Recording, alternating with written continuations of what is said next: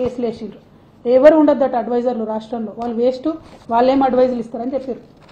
మరి ఇవాళ మీరు ప్రభుత్వంలోకి వచ్చినాక ఎంతమందిని అడ్వైజర్లుగా పెట్టుకున్నారండి?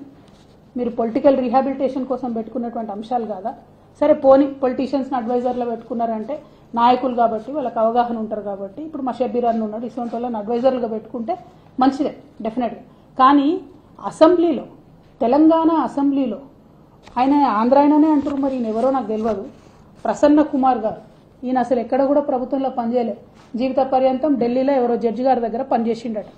మరి ఈయనను తీసుకొచ్చి లేని కొత్త పోస్టును క్రియేట్ చేసి ఇవాళ అసెంబ్లీలో ప్రసన్న కుమార్ అనేట ఆయనని అడ్వైజర్గా పెట్టుకున్నారు. మరి ఈయన ఏం అడ్వైజులు ఇస్తాడు? దేనికోసం అడ్వైజ్ ఇస్తాడు? లేని కొత్త పోస్ట్ ఎందుకు క్రియేట్ చేసిరు మీరు? ప్రజాధనాన్ని ఎవరి కోసం వినియోగం చేస్తున్నారు మీరు?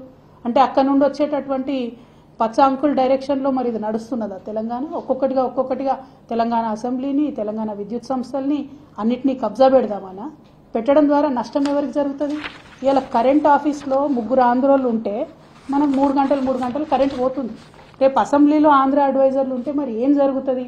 దయచేసి తెలంగాణ ప్రజలు ఒకసారి ఆలోచించాలి.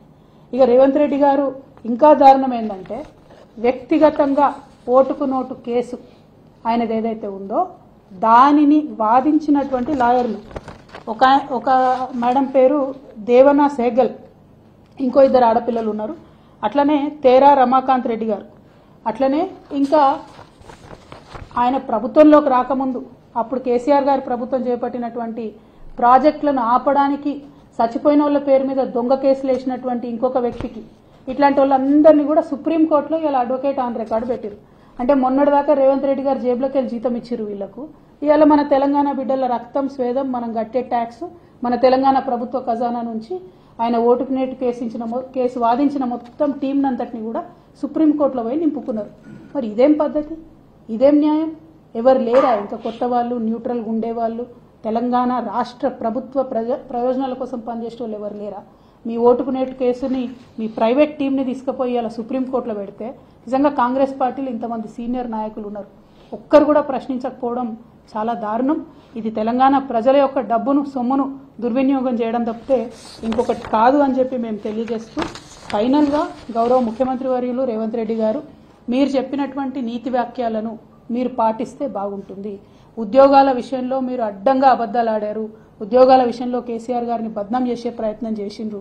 ఇప్పుడు మీరు వేసినటువంటి టీఎస్పీఎస్సీ నిజంగా మీకు చిత్తశుద్ధి ఉంటే, నిజంగా మీకు అవినీతి మరక అంటొద్దని మీరు అనుకుంటే తక్షణమే మహేందర్ రెడ్డి గారిని తీసేసి ఎంక్వైరీ వేయండి, అవినీతి జరిగింది వాస్తవమా కాదా ప్రజలకు తెలియజేయండి. రెండవది, కేసీఆర్ గారు వేసినటువంటి ఉద్యోగాలు మేము ఇచ్చినట్టుగా చెప్పుకుంటా ఉన్నారు, దాన్ని మేము తీవ్రంగా ఖండిస్తూ ఉన్నాం. మీరు ఇప్పటివరకు ఇచ్చిన 60 ఉద్యోగాలే, ఇంకా కొత్తగా ఏం ఉద్యోగాలు ఇస్తారో, డిసెంబర్ వరకు ఏం ఉద్యోగాలు ఇస్తారో తెలియజేయవలసిందిగా కోరుతా ఉన్నాం. మూడవది, విద్యుత్ సంస్థలో నియామకం చేసినటువంటి ఆంధ్రోళ్లను తక్షణమే తీసి తెలంగాణ డైరెక్టర్స్ని వేయాలని మూడో డిమాండ్ చేస్తూ ఉన్నాం. నాలుగవది, సుప్రీంకోర్టు ఆఫ్ ఇండియాలో మీ పర్సనల్ కేసులు, మీ అవినీతి కేసులు, మీ దొంగ కేసులు వాదించి ఆనాడు తెలంగాణ ప్రభుత్వం మీద దొంగ కేసులు వేసిన టీంని తీసేసి నిజంగా టాలెంట్ ఉన్నటువంటి వాళ్ళను, నిజంగా తెలంగాణ ప్రభుత్వ ప్రయోజనాలు కాపాడే వాళ్ళను పెట్టాలని డిమాండ్ చేస్తూ, మరి మీ యొక్క చిత్తశుద్ధి నిరూపించుకోవాలి.